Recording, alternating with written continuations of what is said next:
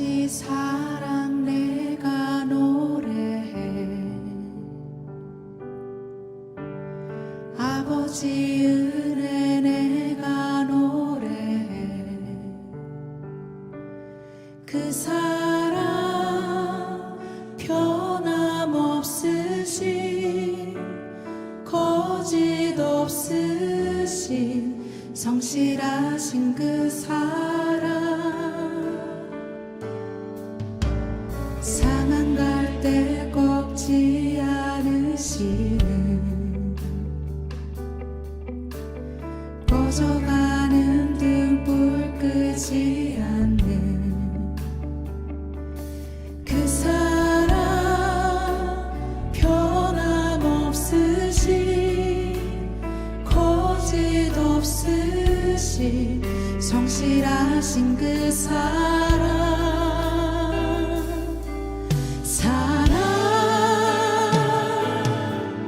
그 사랑, 날 위해 죽으신, 날 위해 다시 사신 예수 그리스도, 다시 오실 그 사랑, 죽음도 생명도 천사도 하늘의 어떤 권세도 끊을 수 없는 영원한 그 사랑 예수. 요셉이 시종하는 자들 앞에서 그 정을 억제하지 못하여 소리 질러 모든 사람을 자기에게서 물러가라 하고 그 형제들에게 자기를 알리니, 그때에 그와 함께한 다른 사람이 없었더라. 요셉이 큰 소리로 우니 애굽 사람에게 들리며 바로의 궁중에 들리더라. 요셉이 그 형들에게 이르되, 나는 요셉이라. 내 아버지께서 아직 살아 계시니까 형들이 그 앞에서 놀라서 대답하지 못하더라. 요셉이 형들에게 이르되, 내게로 가까이 오소서. 그들이 가까이 가니 이르되, 나는 당신들의 아우 요셉이니 당신들이 애굽의 판자라. 당신들이 나를 이곳에 팔았다고 해서 근심하지 마소서, 한탄하지 마소서. 하나님이 생명을 구원하시려고 나를 당신들보다 먼저 보내셨나이다. 이 땅에 2년 동안 흉년이 들었으나 아직 우녀는 밭갈이도 못하고 추수도 못할지라. 하나님이 큰 구원으로 당신들의 생명을 보존하고 당신들의 후손을 세상에 두시려고 나를 당신들보다 먼저 보내셨나니, 그런즉 나를 이리로 보낸 이는 당신들이 아니요 하나님이시라. 하나님이 나를 바로에게 아버지로 삼으시고 그 온 집의 주로 삼으시며 애굽 온 땅의 통치자로 삼으셨나이다. 당신들은 속히 아버지께로 올라가서 아뢰기를, 아버지의 아들 요셉의 말에 하나님이 나를 애굽 전국의 주로 세우셨으니 지체 말고 내게로 내려오사 아버지의 아들들과 아버지의 손자들과 아버지의 양과 소와 모든 소유가 고센 땅에 머물며 나와 가깝게 하소서. 흉년이 아직 5해가 있으니 내가 거기서 아버지를 봉양하리이다. 아버지와 아버지의 가족과 아버지께 속한 모든 사람에게 부족함이 없도록 하겠나이다 하더라고 전하소서. 당신들의 눈과 내 아우 베냐민의 눈이 보는 바 당신들에게 이 말을 하는 것은 내 입이라. 당신들은 내가 애굽에서 누리는 영화와 당신들이 본 모든 것을 다 내 아버지께 아뢰고 속히 모시고 내려오소서 하매, 자기 아우 베냐민의 목을 안고 우니 베냐민도 요셉의 목을 안고 우니라. 요셉이 또 형들과 입맞추며 안고 우니 형들이 그제서야 요셉과 말하니라. 아멘. 용서함은 좋아요, 안 좋아요? 아, 좋군요. 저는 잘 모르겠습니다. 용서할래요, 복수할래요? 아니, 할 수만 있다면 용서할래요, 복수할래요? 전 복수할래요. 이왕이면 복수가 더 낫지 않아요? 더 속 시원하고. 우리 소위 말하는 세상적인 표현으로 사이다 막 그렇게 얘기하잖아요. 나 속이 진짜 다 시원하다 라고 하는 거는, 용서에서는 사실상 그런 기분을 느끼기가 참 어렵지 않습니까? 어려워요. 예. 용서한다고 막 쾌감이 막 느껴지고, 용서한다고 해서 막 기쁨이 막, 그거는 있죠. 예. 근데 저는 사실은 그런 의미보다는 복수, 여러분 드라마 보세요. 드라마나 영화 같은, 물론 드라마나 영화나 뭐 다 매한가지긴 합니다만은, 드라마나 영화 같은 데서 복수를 해야 시청률이 막 쭉쭉 올라가지 용서를 하면 시청률이 올라갑니까? 아니죠. 사람들의 마음은 또 그렇지 않기 때문에. 참 살면서 용서가 안 되는 사람이 있고, 용서가 안 되는 상황이 있고, 용서가 안 될 때가 있습니다. 그럼 어떻게 해야 될까요? 아유, 그냥 내가 잊어야지. 그렇죠? 아니, 그런 분들 많으실 거예요, 진짜. 이건 뭐 용서도 안 되고, 그렇다고 해서 복수할 그런 뭐 용기도 없고 하다 보니까, 이건 복수도 용서도 아닌 그냥 어중간한 상태에서, 아유 내가 잊고 살아야지. 아유. 근데 그게 문제 해결은 안 되더라고요. 잊을만 하면 또 생각나고, 잊을만 하면 또 생각나니까 도무지 용서가 안 되는 거예요. 자, 그러면서 우리 마음속에 그런 생각이 막 자꾸 들죠. 왜 나한테 그럴 수 있어? 어떻게 나한테 그럴 수 있어? 라는 이제 생각이 나고, 화가 나면 또 속상해서 밥맛도 없고 잠도 못 이루시고, 또 그러신 분들도 혹 계실지 모르겠습니다. 저는 그래서 이해가 되는 거예요. 물론 우리가 뭐 욕을 해야만 하는 건 아니지만은, 용서가 안 되는 사람들 보면은 밥맛이에요. 밥맛이 아니에요. 네, 그렇죠. 예. 저는 밥맛이라는 말을 이해가 되더라고요. 정말 밥맛이 뚝 떨어지는 거예요. 왜 밥맛이라고 하는지를 알겠다. 저는 그런 생각을 하는데, 결국은 용서를 하자니 나만 손해 보는 것 같아서 용서를 더 못 하겠는 거예요. 손해 보고 마는 게 어디 있어요? 손해 보면 잠 못 자고 밥 못 먹는다니까요, 지금.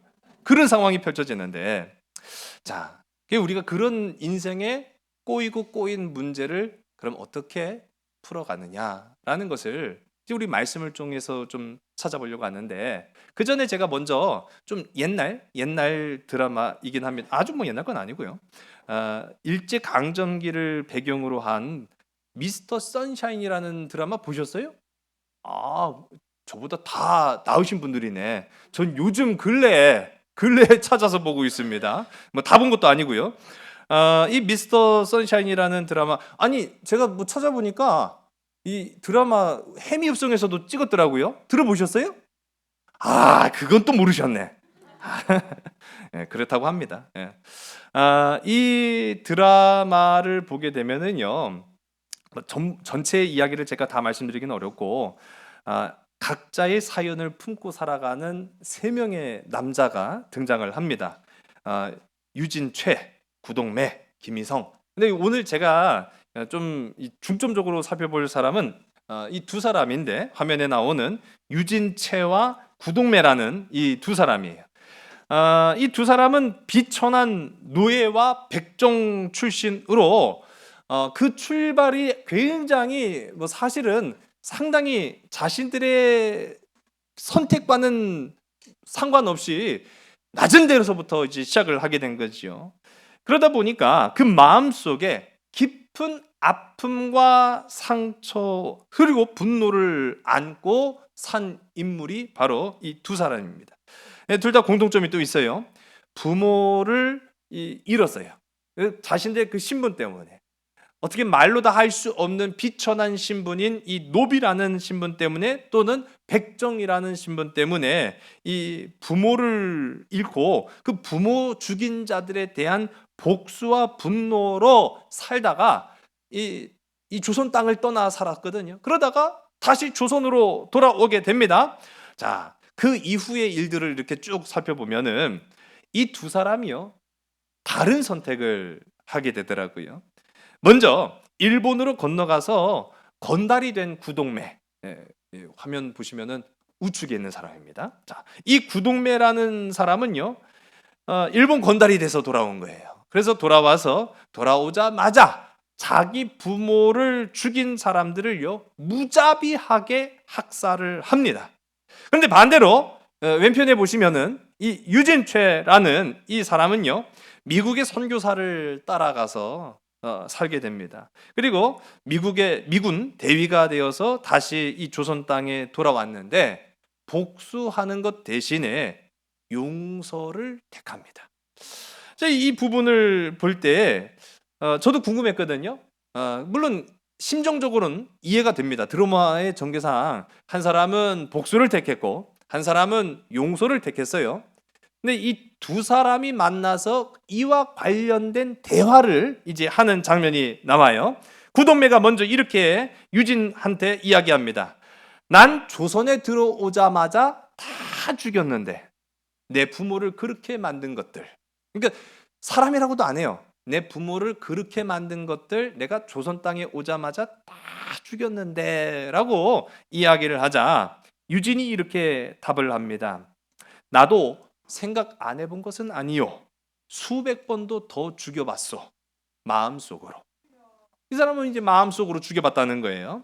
자, 그러자 구동매가 다시 이렇게 말합니다.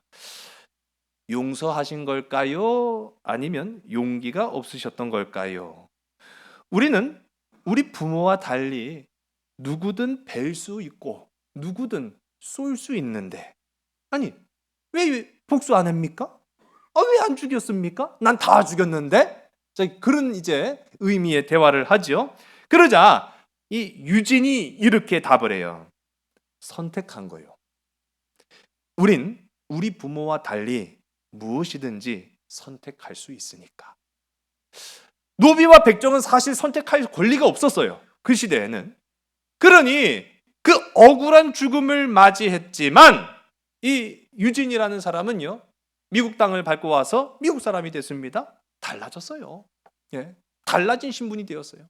그리고 나서는 권력이 생겼습니다. 힘이 있습니다. 그 힘과 권력 가지고 이 구동매처럼 누구든 뵐 수 있고 누구든 쏠 수 있는 힘이 있었지만은 용서하기로 선택했다라는 이야기를 합니다.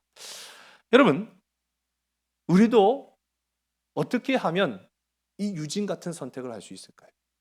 만일 여러분들에게 이와 같은 환경과 조건 그리고 이 기준을 가지고 선택할 수만 있다고 한다면 저는요, 유진에게 가깝기보다는 구동매에 더 가까울 거예요. 복수할 거예요. 내 마음에 시원함이 찾아올 때까지 원수를 갚고자 하는 그 강렬한 욕망을 이기지 못할 거예요. 그러나 오늘 우리가 성경을 통해서 살펴본 것처럼 그것이 다가 아님을 우리는 보게 됩니다. 그렇다고 한다면 우리는 어떻게 슬픔과 분노에 사로잡혀서 우리의 삶이 매몰되지 않고 기쁨과 평안으로 나아가는 그 용서의 선택을 할 수 있겠는가? 그 물음 앞에 오늘 저와 여러분 우리가 서 있는 줄로 믿으시기 바랍니다. 그럼 바로 우리 안에 있는 그 상처, 우리 안에 있는 그 아픔, 그것을요 피하지 않고 마주 보는 거예요. 그러나 그것을 마주 볼 때는요 내 마음으로 마주 보면 안 됩니다. 그러면 우리는요 피하거나 아니면은 이 구동매처럼 복수와 분노와 원망의 눈으로 바라보기 쉬워요.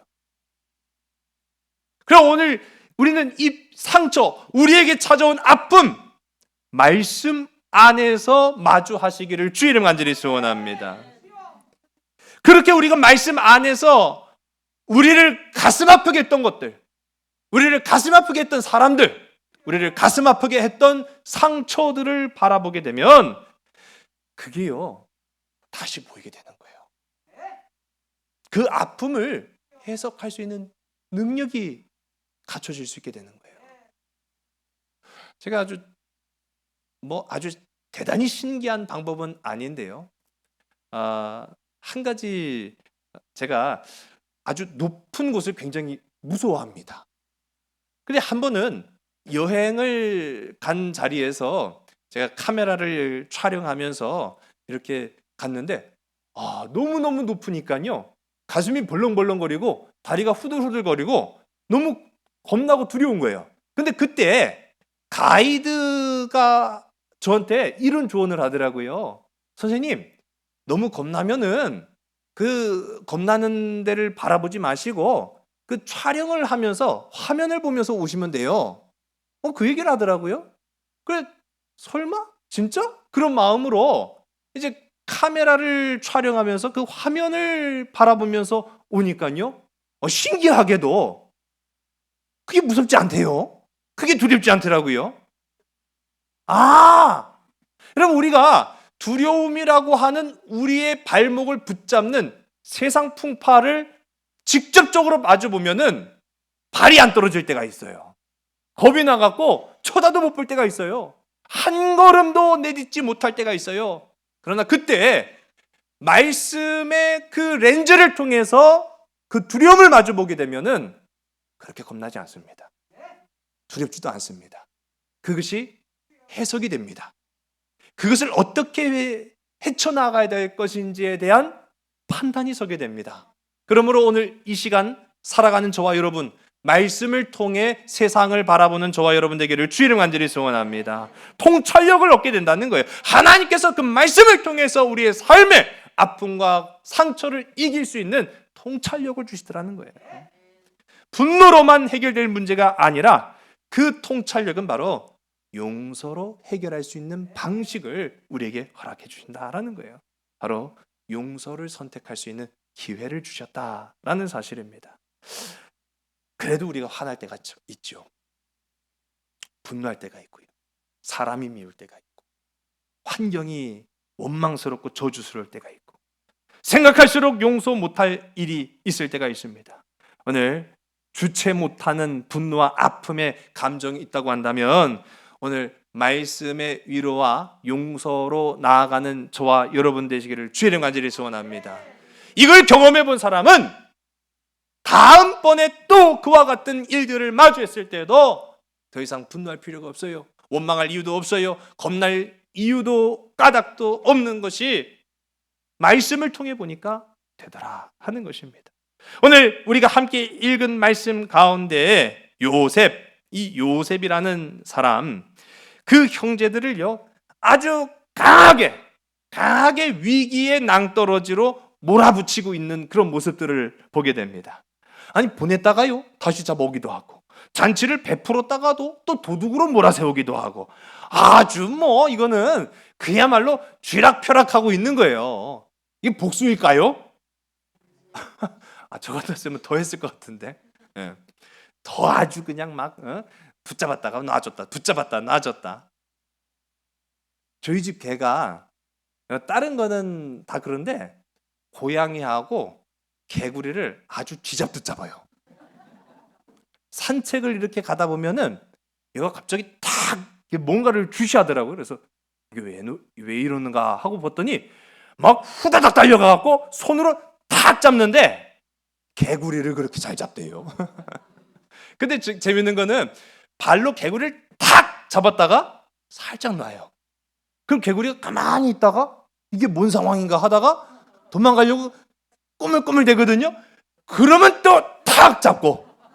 제가 그래가지고 야, 너 왜 개구리를 자꾸 괴롭히냐? 제가 그렇게 얘기를 했는데, 이 사람도 같은 거죠.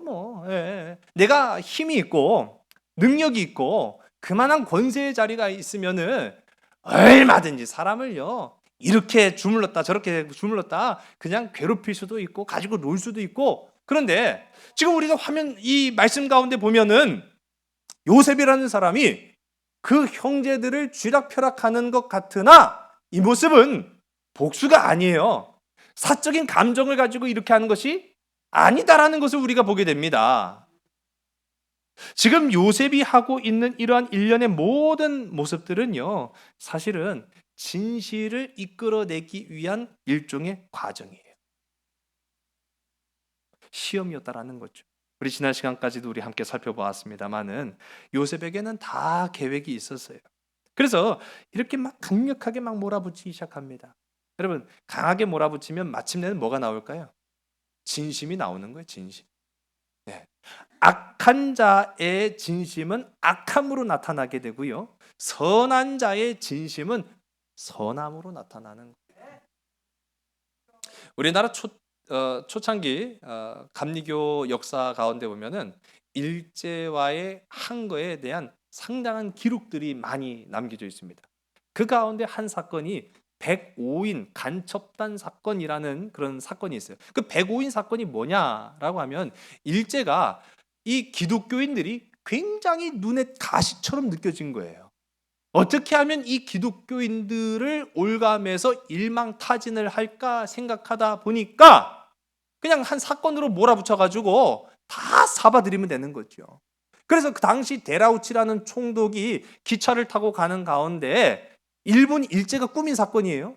그래서 기독교 청년단 다 도합해 보니까 105명이 된 거예요. 기소된 사람들이. 그 기소된 사람들을 어떻게 명단을 만드는 거죠. 그 명단을 만들어서 그들을 한꺼번에 올가매어 죽일 그런 작전을 펼치게 됩니다. 자, 고문 앞에 장사가 없거든요. 그 제가 이거 105인 그 사건 그 참관기 책이 있는데 보면은 참 악랄해요. 사람이 악하기가 이를 데가 없어요. 뭐 일일이 다 설명을 드리기도 좀 어렵습니다. 그런 고문을 한 끝에 한 사람 한 사람을 다 그냥 불러 세워요. 그리고 105인을 이제 모아놓고 재판을 벌이는데 참 놀라운 것은요. 그 105인의 기독교인들이 단 한 사람도 거짓을 고한 사람이 없었다는 거예요. 심지어는 그 고문으로 인하여 죽거나 미친 사람이 있었다라는 기록은 있을지언정 죄를 인정해서 다 그 형벌을 받았다라고 하는 기록이 없습니다. 마침내는 온 천하에 이것이 일제가 꾸민 조작된 사건이었다라는 것이 드러날 수밖에 없었다는 거죠. 왜 그렇겠습니까? 선한 자는 선함으로 나타나기 때문인 거예요. 악한 자는 그러나 악함으로 나타날 수밖에 없습니다. 지금 요셉은 그 형제들을 강하게 몰아붙인 까닭이 바로 그것이에요. 그들이 지금 선한 자인가 아니면 악한 자인가라는 것을 끄집어내기를 원했다라는 거죠. 참 그런 부분들에 있어서 이 형제들이 굉장히 억울할 수밖에 없었죠. 사실은 왜 그렇겠습니까? 아무 잘못이 없었잖아요. 아무 잘못이 사실은 없었거든요. 뭐 돈을 훔치기를 했습니까? 아니면 은잔을 훔치기를 했습니까? 아무것도 한 것이 사실은 없지만은 걸려들었죠. 결백을 주장했던 이 형제들, 그러나 그 마음 깊은 곳에 발견한 게 있어요. 자신들의 죄가 있다라는 것을 발견하게 됩니다. 여러분, 우리 안에 죄가 있습니까? 없습니까? 참 가슴 아프지요. 우리는 다 죄인입니다. 내가 지금은 이렇게 법 없이도 살 정도로 도덕적이고 인격적인 사람인 것 같지만은 여러분, 우리 모두는요 사실 다 죄인입니다. 우리 심령 깊은 곳에 죄가 우리를 사로잡고 있다는 것을 발견하게 되는 거예요. 바로 요셉의 형제들이 그랬다는 겁니다. 지금은 달라진 형제들의 모습인 것 같지만은 불과 20년 전까지만 하더라도 그들은요 어떤 죄를 저질렀죠? 요셉을 버린 죄를 저질렀다는 거예요. 그러면 세월이 약이라고 시간이 지나면은 좋은 일도 나쁜 일도 저 나름대로 해석되기 마련입니다. 좋지 않았던 일들도요 시간이 한참 지나고 나면 추억이라고 생각할 수도 있지만 어떤 사람에게는 그 상처라고 생각할 때도 있잖아요. 그런데 지금 이 요셉의 형제들은요 20년이나 지난 날의 그 과거 어떻게 기억했을까요? 아마 아주 깊은 기억의 저편으로 그냥 덮어놨을 거예요. 생각도 하고 싶지 않았어요. 왜? 그거 끄집어내봐야 좋을 게 하나 없으니까. 그런 가운데 이 요셉의 형제들이 마침내는 끝까지 몰아붙이는 그 시험 끝에 우리가 결백한 게 아니구나. 우리가 잘못을 안 한 게 아니구나. 우리한테는 죄가 있구나. 라는 사실을 발견해냅니다. 우리 이미 이전에도 그들 형제들이 스스로 고백을 했죠. 우리 화면을 보시면은 우리 창세기 42편 우리 21절의 말씀을 우리 함께 보겠습니다. 그들이 서로 말하되 우리가 아우의 일로 말미암아 범죄하였도다. 그가 우리에게 애걸할 때 그 마음의 괴로움을 보고도 듣지 아니하였으므로 이 괴로움이 우리에게 임하도다. 아멘. 그때 요셉이 어떻게 했어요? 살려달라고 애걸복걸하면서 형들의 바짓가랑이라도 붙잡고 지금 애원했을 거 아니겠어요. 그런데 그 형들이 뭐라고 합니까? 그렇게 살려달라고 애원할 때 보고도 듣지도 아니하였다. 완전히 이 요셉을 버린 거예요. 마음으로부터 버렸던 거예요. 마음으로부터. 그런데 이제 베냐민이 붙잡히게 된 이 상황 가운데 요셉의 형제들은요, 우리가 베냐민은 버릴 수가 없지 않느냐라는 이제 결론을 내리고 베냐민과 함께 애굽으로 다시 다 되돌아옵니다. 그리고 되돌아온 이 요셉의 형제들은 요셉 앞에서 자신들의 결백을 더 이상 주장하지 않아요. 억울하다고 호소하지 않아요. 우린 죄가 없습니다 라고 말하지 않아요. 왜요? 죄가 있잖아요. 지금 이게 요셉한테 지은 죄였든 아니면 아니었든지 간에 그들은 이미 이전에 자신들이 지은 죄를 깨달았다는 거예요. 죄를 인식했다는 거죠. 여러분, 나 자신의 죄를 깨닫는 저와 여러분들에게 간절히 소원합니다. 죄를 깨닫는 자만이 은혜의 자리로 나아갈 수 있다는 사실을 기억한 여러분 되시기 바랍니다. 그래서 지금 이 요셉의 형제들은요, 결백을 호소하지 않고 그대로 이 요셉 앞에 간청을 하는데, 우리 지난 시간에 함께 살펴봤던 이 유다의 간청이 바로 그 모습이었어요. 이 유다가 대표로 요셉에게 간청을 합니다. 내가 베냐민을 대신할 테니 연로한 아버지를 생각해서라도 베냐민을 용서해 달라고 간구합니다. 여러분, 우리 한번 따라해볼까요? 생명은 생명으로, 마음은 마음으로. 여러분, 생명은 생명으로 통하는 줄 믿으시기 바랍니다. 마음은 마음으로 통합니다. 마침내 이 요셉은요, 유다가 하는 말이 위기를 모면고자 하는 거짓말이 아님을 알아낸 거예요. 그 마음이 진심이었음을 깨달았던 거죠. 그 진실한 유다의 고백 앞에 요셉의 마음이 지금 무너지고 녹아내리는 그런 장면들을 우리가 오늘 함께 보게 되는 겁니다. 우리 오늘 본문의 말씀 1절이죠. 함께 했습니다. 시작. 요셉이 시종하는 자들 앞에서 그 정을 억제하지 못하여 소리질러 모든 사람을 자기에게서 물러가라 하고 그 형제들에게 자기를 알리니 그때 그와 함께한 다른 사람이 없었더라. 아멘. 그 정을 억제하지 못하고 라고 말하고 있어요. 지금까지는요, 이 요셉이요, 철저하게 자기 감정을 절제하며 살았던 인물임을 우리가 보게 됩니다. 그러니까 마음은 따뜻한 사람인데요, 이 완전히 다른 세상이죠. 지금까지 내가 살아왔던 그 고향 땅과는 조건도 언어도 피부도 인종도 완전히 다른 세상에서 살아남기 위해서 이 요셉이 해야만 했던 것은, 첫째는 감정을 억제하고 통제하는 일이었습니다. 울고 싶을 때 울지 못했어요. 화내고 싶을 때 화내지 못했습니다.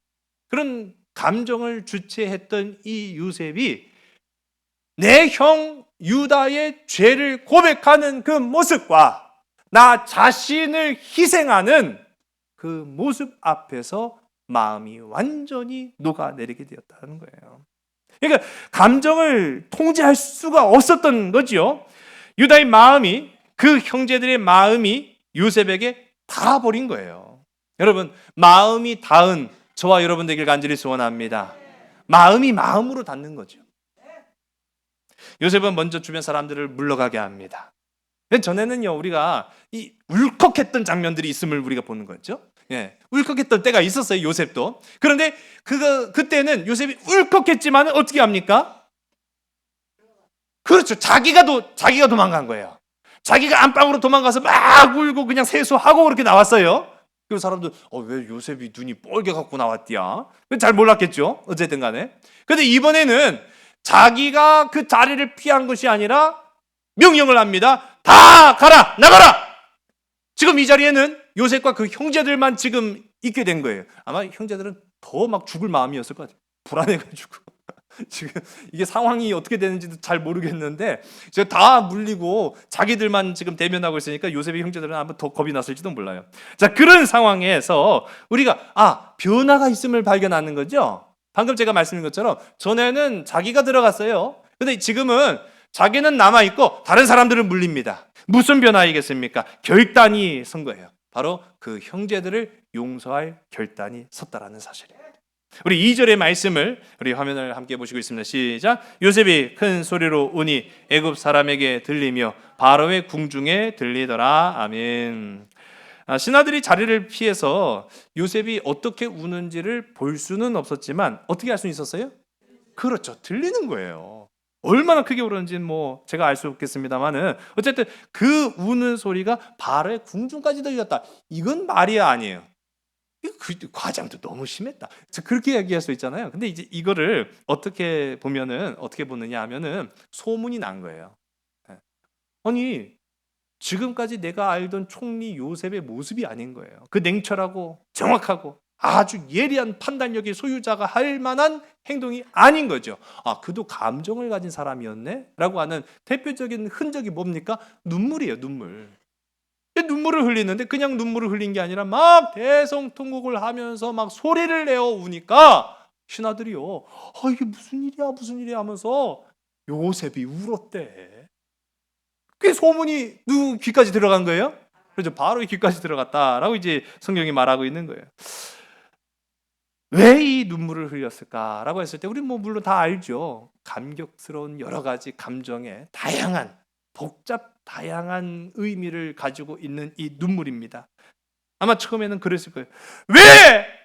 왜 20년 전에는 왜 그랬어? 왜 날 버렸어? 아마 그런 눈물이 아니었을까요? 베냐민을 위해서 그렇게 자기를 희생하겠다고 하는 그 고백, 왜 20년 전에 나한테 안 그랬어? 왜 나한테는 안 그랬어? 어떻게 나한테 그럴 수가 있어? 그런 의미의 눈물도 있지 않았을까 생각을 해봅니다. 그런데 그 눈물은 차츰차츰 변해서 용서와 기쁨의 눈물이 된 거죠. 변했구나. 형들이 변했구나. 나에게 향해서는 눈물 한 방울 흘리지 않았던 그 형들이 베냐민을 살리고자 자기를 내어 던지는 그 희생의 모습을 보니까 변했구나. 형, 변해서 너무 고마워. 변해줘서 너무 고마워. 여러분 우리 옆에 계신 분들한테 한번 고백합시다. 변해줘서 너무 고마워. 변해줘서 다행이야. 여러분 변화되시길 바랍니다. 눈물의 변화가 있어야 된다는 사실이에요. 그냥은 안 변합니다. 눈물 한 방울 안 흘리고 나는 변했다고요? 거짓말하지 마세요. 변하지 않습니다. 사람은 그렇게 쉽게 변하지도 않고 그렇게 쉽게 무너지지도 않습니다. 그러나 눈물을 흘리면 변하게 됩니다. 구원은요, 변화되어야 용서받는 겁니다. 단순히 내 입술로 나는 예수 믿어 구원받아 천국 백성이 되었습니다라고 해서 그 사람 구원받은 것 아닙니다. 하나님만이 아실 일이지만은요, 우리는 분명하게 알 수 있습니다. 변화되어야만 한다라는 사실이죠. 오늘 본문 3절의 말씀을 우리가 함께 읽습니다. 시작. 요셉이 그 영들에게 이르되 나는 요셉이라 내 아버지께서 아직 살아계시니까 형들이 그 앞에서 놀라서 대답하지 못하더라. 아멘. 이제 애굽의 총리가 자기를 소개합니다. 나는 요셉이라. 나는 요셉이라. 형들이 어떻게 했다고요? 놀라서 대답을 하지 못했다라고 이야기하는데 왜 놀랐을까요? 죽은 줄 알았는데 살아서 기절하겠네요 진짜. 네. 왜 놀랐을까요? 히브리 말로 했거든요. 지금까지는 통역을 했어요. 네. 히브리 말을 할 줄 아네. 지금까지 우리가 했던 말 다 알아들었던 거네. 아마 기절했을 거예요. 아마. 네. 이 요셉이요. 내가 요셉입니다라고 하니까요. 그냥 완전히 그야말로 얼어붙은 거예요. 입이 떨어지지 않게 된 거죠. 우리 4절의 말씀을 우리 함께 읽습니다. 시작. 요셉이 형들에게 이르되 내게로 가까이 오소서. 그들이 가까이 가니 이르되 나는 당신들의 아우 요셉이니 당신들이 애굽의 판자라. 아멘. 아주 그냥 그 가슴 아픈 상처에다가 막 소금 뿌리고 있죠. 난 몰라? 니들이 나 팔았어. 나 기억 안 나지 않을 텐데. 아니 나를 여태 기억 못한다는 게 그게 더 신기하네. 아니 나는 처음부터 알아봤는데 어떻게 10명 중에 한 명이 나를 못 알아보냐? 아마 저 같아서 그랬을 거예요. 참 그것도 형들이라고. 아이고 진짜 저것들이 그냥 그렇게 할 수도 있었는데 지금 그런 의미가 사실은 좀 아니죠. 이 요셉이 말문이 막혀서 어찌할 바를 모르는 그 형들에게 가까이 오소서라고 이야기하며 자신을 드러냅니다. 이제 5절의 말씀을 우리 함께 읽습니다. 시작. 당신들이 나를 이곳에 팔았다고 해서 근심하지 마소서, 한탄하지 마소서. 하나님이 생명을 구원하시려고 나를 당신들보다 먼저 보내셨나이다. 아멘. 아멘. 여러분 여기서 핵심은요 바로 구원이라는 거예요. 구원.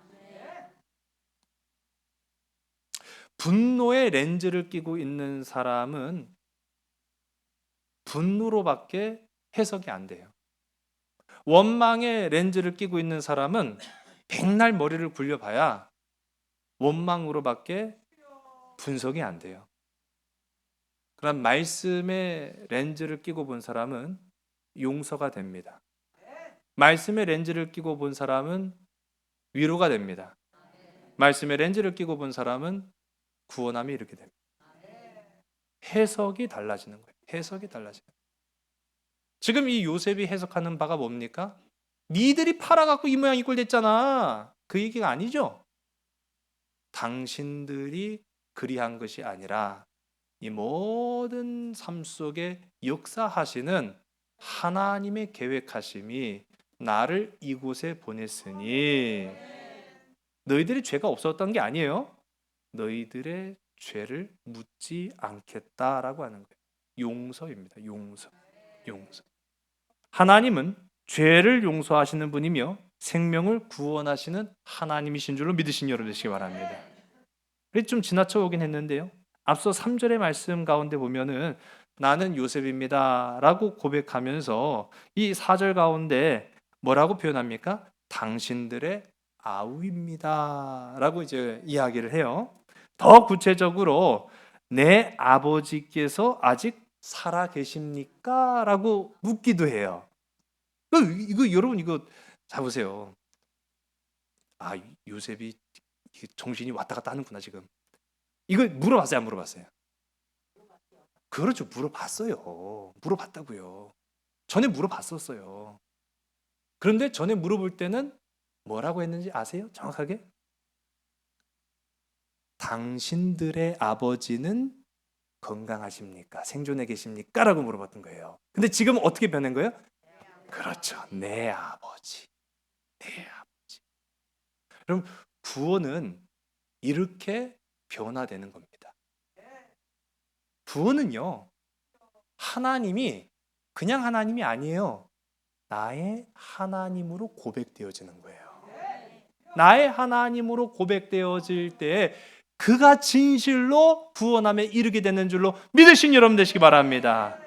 나의 하나님, 나와 함께 하신 하나님, 주님 뜻대로 살기 원하여 이처럼 간구합니다. 아버지, 나를 구하신 아버지, 감사합니다. 이 몸 바쳐 살렵니다. 아멘. 여러분, 나의 하나님이라고 고백할 때 그 아버지, 그 하나님이 진짜 나의 하나님인 줄로 믿으시기 바랍니다.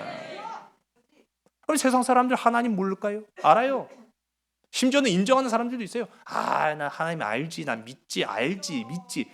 개코를 믿어요. 그 사람은요, 하나님도 믿지만 부처님도 믿더라고요. 보니까. 진짜 하나님을 믿는 사람은 다 필요 없다고 얘기해요. 하나님 한 분이면 됩니다라고 고백한 사람이에요. 진짜 하나님을 믿는 사람은요, 그 하나님이 나의 생명의 주권자가 되심을 고백하는 사람이 진짜 하나님을 믿는 사람입니다. 진짜 하나님을 믿는 사람은요, 절망 가운데서 나를 소망으로 이끌으시고 좌절 가운데서 나를 기쁨으로 이끄시며 죽음 가운데서 나를 생명으로 옮기시는 분이 바로 나의 하나님이시라고 고백하는 사람이에요. 오늘 저와 여러분, 우리가 누구의 하나님이라고 고백합니까? 할렐루야. 나의 하나님이라고 고백하는 저와 여러분 되기를 주의 이름으로 간절히 소원합니다. 변화되는 거예요. 변화되는 거예요. 구원은 그렇게 이루어지는 겁니다. 이제 이 요셉이 오늘 우리가 함께 읽었습니다만 6절서부터 13절의 말씀을 보게 되면 기근이 계속될 거를 이야기해요. 설명을 해요. 7년이 지속돼야 되는데 지금 2년밖에 안 지났거든요. 기근이 계속될 것이기 때문에 형제들이요, 당신들은 가서 누구를 데리고 오라고 합니까? 그렇죠. 아버지를 이 애굽으로 모셔와야 합니다. 라고 이제 설명을 해요. 그렇게 이제 설명을 다 한 후에 우리 14절과 15절의 말씀입니다. 우리 화면을 보시고 함께 읽습니다. 시작. 자기 아우 베냐민의 목을 안고 우니 베냐민도 요셉의 목을 안고 우니라. 요셉이 또 형들과 입맞추며 안고 우니 형들이 그제서야 요셉과 말하니라. 아멘.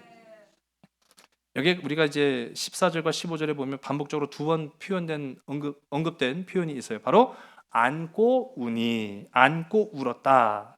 그냥 울지 않았어요. 이제는 베냐민을 끌어안고 우는데, 목을 끌어안고 울면은 이제 그 사람이 고개가 서로 이렇게 포개지게 되는 거죠. 그렇게 와락 끌어안으면서 우는 그 장면. 어떻게 보면 여러분, 요셉이요, 그 형제들과 최초로 접촉하는 그런 장면이 나오는 거예요. 이 요셉의 최초의 접촉이 언급이 되는데 그냥 접촉한 것이 아니라 안고 우는 용서와 위로의 장면으로 오늘 이 말씀은 귀결되고 있다는 사실입니다. 오늘 저와 여러분에게도 하나님이 주시는 사명은 분명합니다. 세상을 그냥 먼 발치에서 아이고 참 저렇게 사니, 아이고 참 지질이 궁상이지, 뭐 그렇게 하지 마시고, 남의 아픔과 상처를 볼 때 그려 그럴만하지, 아이고 그 꼴 보니 참 내 속이 다 시원하다, 그렇게 보지도 마시고 여러분, 끌어안고 우는 저와 여러분 되기를 주의 이름 간절히 소원합니다. 그 사람의 아픔과 상처를 끌어안고 우는 자, 그 사람이요 생명에서 생명으로, 마음에서 마음으로 닿는 사람이 바로 그러한 사람이다라는 거예요. 이사야 성경 40장 2절 가운데 보면 낙심과 절망 가운데 빠져 있는 이스라엘 백성들에게 하나님께서 나타나셔서 이사야에게 명령을 하시는데, 너는 내 백성을 위로해라 라고 선포를 하세요. 이사야가 물었겠죠. 물론 성경 가운데 언급되지는 않았습니다만, 하나님 그럼 어떻게 위로해야 됩니까? 라고 묻자 이사야서 40장 2절의 말씀 가운데 우리 한번 화면을 보시고 읽을까요? 시작. 마음에 닿도록 용서하라. 마음에 닿도록 위로해라. 마음에 닿도록 용서해라. 마음에 닿는 것입니다. 여러분, 오늘 이 말씀 여러분의 삶 가운데 적용하시기를 바랍니다. 용서가요 쉽지 않다고요? 맞습니다. 그러나 용서는 불가능하다고요? 아니요, 그렇지 않습니다. 용서는 힘들지만 반드시 이루어져야 합니다. 왜냐하면 우리가 이 요셉의 형제들과 그 요셉의 모습을 통해서 본 것처럼 용서를 해야 위로를 얻기 때문인 거예요. 위로를 얻어야 구원에 이를 수 있기 때문이라는 사실이에요. 참된 구원을 얻는데 용서하지 못할 것이 무엇이 있겠습니까? 저는 바라기는 여러분의 삶에서 할 수만 있다가 아니라 여러분, 십자가 빼놓고 다 내려놓으시기 바랍니다. 십자가 빼놓고 다 내려올 수 있기를 간절히 소원합니다. 내가 세상 사람들을 바라보면서 혈압이 높아지고 가슴이 막 두근거리고 화가 나고 질투가 생기고 분노가 막 일어오를 때 십자가를 통해서 바라보시기를 간절히 소원합니다. 내려놓게 되는 거예요. 하나님, 내려놓겠습니다. 용서하겠습니다. 어찌할 수 없는 나의 마음을, 견딜 수 없는 나의 마음을 어떻게 할 수 없는 것이 아니라 그를 붙들고 안고 울겠습니다. 안고 울겠습니다. 더 좋은 것을 위해 선택하는 자가 되겠습니다. 앞서 말씀드렸던 그 드라마의 주인공처럼 복수할 수도 있었지만 선택하겠습니다. 그리스도의 사랑으로, 그리스도의 십자가로 사랑을, 용서를 택하겠습니다. 여러분, 이제 대강절입니다. 이 대강절을 통해서 우리는 오실 예수 그리스도를 기다립니다. 어떤 마음으로 기다려야 될까요? 그 마음의 태도와 자세가 굉장히 중요하다는 것을 성경은 늘 말하고 있습니다. 사랑입니다. 용서입니다. 하나님, 나를 용서의 사람으로 변화시켜 주세요. 하나님, 나를 사랑의 사람으로 변화시켜 주세요. 여러분, 그 사랑으로 주님 오심을 기다리는 저와 여러분, 우리 모두가 다 되기를 주의 이름 간절히 소원합니다. 기도하시겠습니다. 나의 하나님, 나의 하나님, 나와 함께 하셔서 우리가 절망 가운데 빠져 있을 때, 우리가 말로도 형언할 수 없는 슬픔 속에 매여 있을 때, 무서운 질병 가운데 사로잡혀 있을 때, 나를 붙드시고 나를 구하시고 나를 치료하시며 나의 생명을 건져주신 살아계신 아버지 하나님, 이제 우리가 하나님의 그 사랑을 받은 자로 세상 가운데 나아갈 때 오늘 이 요셉이 보였던 그 모습처럼 용서하게 하여 주시옵소서. 말씀의 눈으로 고통과 아픔과 상처를 마주하는 자들 되게 하여 주시옵소서. 그 용서를 말미암아 하나님께서 우리에게 허락하시는 참된 구원의 기쁨, 그것을 누리는 주의 백성, 주의 자녀들 되게 인도하여 주시옵소서. 모든 것을 주께 온전히 의탁하오며 사랑 많으신 예수 그리스도의 이름으로 감사하며 간절히 기도드렸사옵나이다. 아멘. 그 사랑 날 위해 죽으신, 날 위해 다시 사신 예수 그리스도, 다시 오실 그 사랑, 죽음도 생명도 천사도 하늘의 어떤 권세도 끊을 수 없는 영원한 그 사랑, 그 사랑 날 위해 죽으신 그 사랑, 날 위해 죽으신, 날 위해 다시 사신 예수 그리스도, 다시 오실 그 사랑, 죽음도 생명도 천사도 하늘의 어떤 것에도 끊을 수 없는. 이 시간 기도하길 원합니다. 매일매일 흔들리는 내 삶 가운데 강력하신 그 사랑으로 붙들어 주셔서 참으로 감사합니다. 주님, 이 시간 말씀이 내 심령을 채워주시옵시고 굳건히 바라볼 수 있는 그 힘이 내 안에 있게 해달라고 이 시간 기도하며 나아갑시다.